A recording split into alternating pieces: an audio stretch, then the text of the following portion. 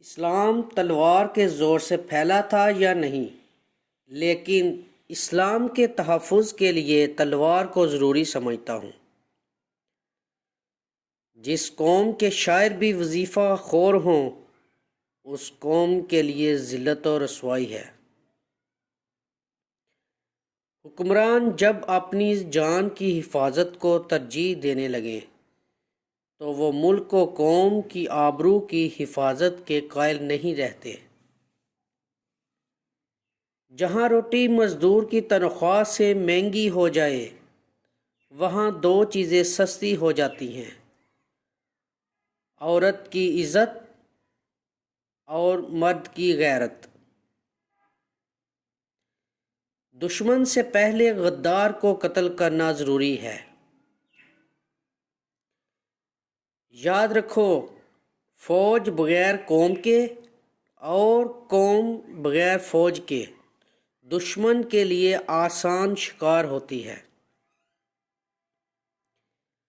ایک جاسوس دشمن کے پورے لشکر کو شکست دے سکتا ہے اور ایک غدار اپنی پوری قوم کو شکست کی ذلت میں ڈال سکتا ہے۔ جس قوم کے نوجوان بیدار ہو جائیں، اس قوم کو کوئی شکست نہیں دے سکتا۔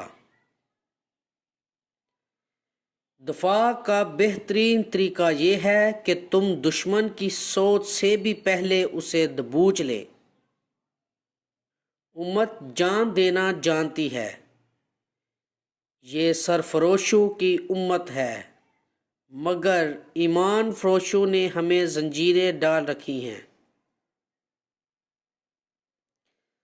سلطنت اسلامیہ کی کوئی حد نہیں۔ تم نے جس روز اپنے آپ کو اور خدا کے اس عظیم مذہب اسلام کو سرحدوں میں پابند کر لیا، اس روز سے یوں سمجھو کہ تم اپنے ہی قید خانے میں قید ہو جاؤ گے، پھر تمہاری سرحدیں سکڑنے لگیں گی۔ جہاں حکمران کے دماغ پر بادشاہی کا نشہ ہو، وہاں سرحدیں سکڑ جاتی ہیں اور تخت و تاج کی خاطر حکمران اپنے مذہب اور اپنی غیرت کو بھی ترک کر دیا کرتے ہیں۔ اگر کسی قوم کو بغیر جنگ کے شکست دینی ہو تو اس کے نوجوانوں میں فحاشی پھیلا دو۔ مجھے یہ نظر آ رہا ہے کہ دشمن ملت اسلامیہ میں غدار پیدا کرتا رہے گا، اور وہ دن آ جائے گا جب غداروں کی گردنیں مارنے والے دشمن کو بھی دوست کہنے لگیں گے۔ قوم کے شہیدوں اور قوم کی مظلوم بیٹیوں کو بھول جانے والی قوم کی قسمت میں کفار کی غلامی لکھ دی جاتی ہے۔ مجھے نظر آ رہا ہے کہ فلسطین کا خطہ امن سے ہمیشہ دور ہی رہے گا۔ باوقار قوم کی طرح زندہ رہنا چاہتے ہو تو اپنی روایات کو نہ بھولو۔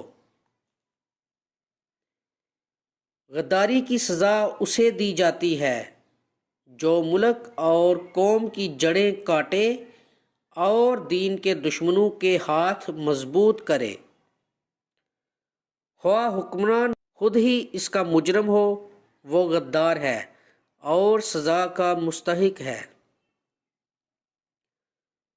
دو قسم کی لعنتوں سے بچو: مایوسی اور ذہنی عیاشی۔